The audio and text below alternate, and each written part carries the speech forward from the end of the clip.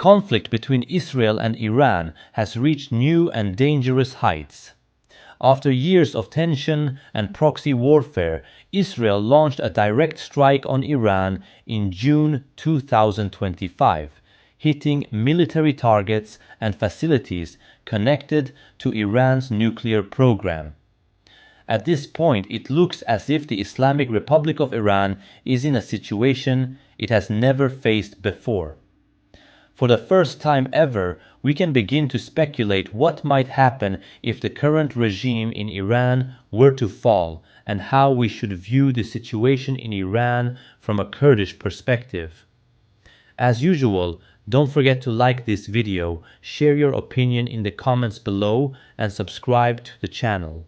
Make sure you don't miss any future videos on this channel. The relationship between Kurds and Iranians is long and complicated. During the era of the Shah of Iran, Kurdish identity was heavily suppressed.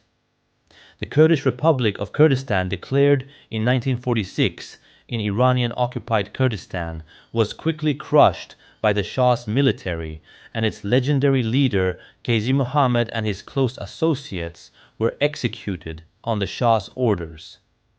At the same time, thousands of Kurds were imprisoned or forced into exile. Besides this, thousands of Kurds faced brutality and persecution under the Shah in Rojhelat. In fact, these atrocities have been overshadowed by the regime that followed in 1979. When the Islamic Republic came to power in 1979, many Kurds hoped for change. In the early days of the new regime, Kurdish leaders tried to find a path forward with Iran. Suggestions of self-rule under Iran, similar to what the Kurds have today in Bashur and Rojava, were put forward, but all such proposals were immediately shut down by the Islamic regime. Soon, the new regime declared war on the Kurds. Villages were bombed, Kurdish activists and leaders were executed, and even today, Rojhelat remains under severe military and ideological control. For example, Kurdish language education is completely forbidden, while civilians occasionally disappear, are arrested, or are killed, accused of waging war against God or espionage. Every year, between 600 and 1,000 people are executed in Iran by hanging. More than half of them are Kurds, despite Kurds making up only around 10% of the Iranian population. In 2022, Kurdish woman Gina Amini was killed in Tehran, sparking major protests in Kurdish areas that later spread across Iran under the slogan Jin, Jiyan, Azadi. Around 500 protesters were killed, thousands were injured, and even more were arrested. So where do Kurds stand in this conflict between Iran and Israel? Well, the answer is not simple. There are at least two major dimensions to consider. The first is the humanitarian perspective. This point of view highly values the interconnection between Kurdish suffering and other conflicts, especially the Palestinian one. Israel is accused of war crimes and genocide by major human rights organizations, and many see the Israeli attack on Iran as an escalation, not self-defense. From this view, some Kurds do not side with Israel because it feels morally wrong, even if Iran is also an oppressive regime. There is no unified Kurdish opinion because both Iran and Israel have blood on their hands. The second dimension is the Kurdish nationalist and geopolitical perspective. From this angle, Israel is seen as a potential ally. Why? Because Israel has historically supported Kurdish autonomy movements, especially in Bashur, Iraqi-occupied Kurdistan. And then there's the undeniable fact: Iran continues to oppress its own people, including Kurds, Balochs, and women's rights activists. It imprisons, tortures, and executes political dissidents. The regime's hands are far from clean. This is a question that undoubtedly divides the Kurdish people into two opinions. To explore this, we asked our followers on Instagram for their views. Here are some comments from both sides. Whatever Israel does, they'll never be our friend. This reflects a deep distrust of Israeli intentions. Just because they support Kurdish independence doesn't mean they're genuine allies. Some Kurds believe Israel only uses Kurdish causes when it serves their own interests. I support Israel in this war because I want a free Kurdistan. Rojilati Kurds have suffered a lot. Freedom is coming. This person sees the war as an opportunity, believing that a weakened Iran could pave the way for Kurdish freedom, especially in eastern Kurdistan. I believe that we, as Kurds, should not take sides in this conflict. Both countries are militarily hundreds of times stronger than us.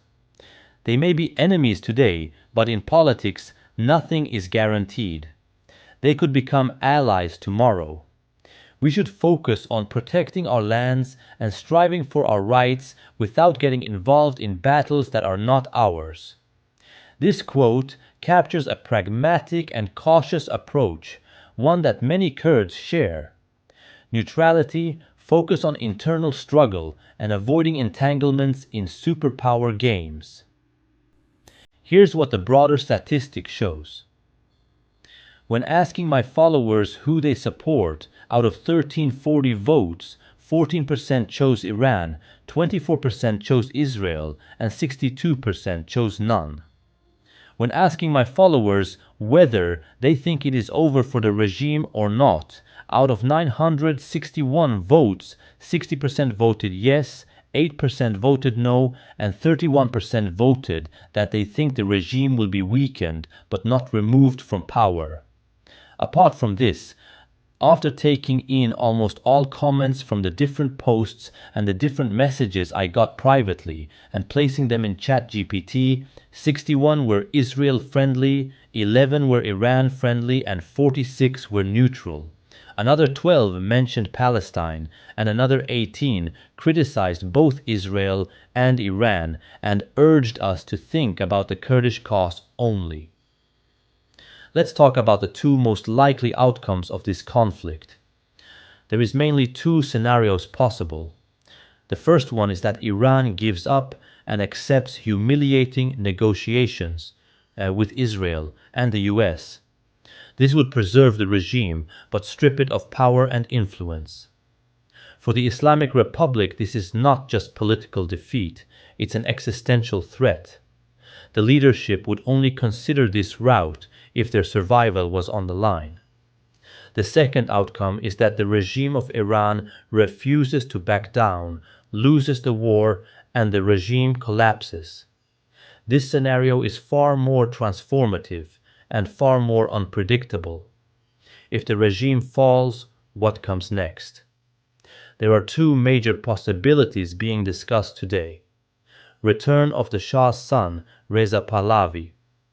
He presents himself as a secular alternative, but many Kurds remember the monarchy as oppressive. Under the Shah, Kurdish language, culture, and political activism were all criminalized. Prominent Kurdish leaders were executed. Going back to the monarchy is not the answer for many. A democratic Iran. This is the hope of many young Iranians and ethnic minorities. A new constitution, a secular system, and equality for all. But that dream will require unity and trust among groups that have been historically divided. So what about the Kurds? Can Rojalat's Kurds organize a path toward autonomy, similar to how Kurds did in Bashur and Rojava? That is the question many are asking. It won't be easy. The road is long and filled with risks, but the desire for freedom is stronger than ever. The Kurdish perspective on the Israel-Iran conflict is not black and white. It is shaped by history, trauma, hope, and strategic vision. Some see allies in unexpected places, others choose neutrality or focus on human rights. But what unites all Kurds is this: the fight for dignity, freedom, and the right to decide their own future, regardless of the games played by greater powers. Thank you for watching. If you want more content like this, don't forget to like, comment, and subscribe.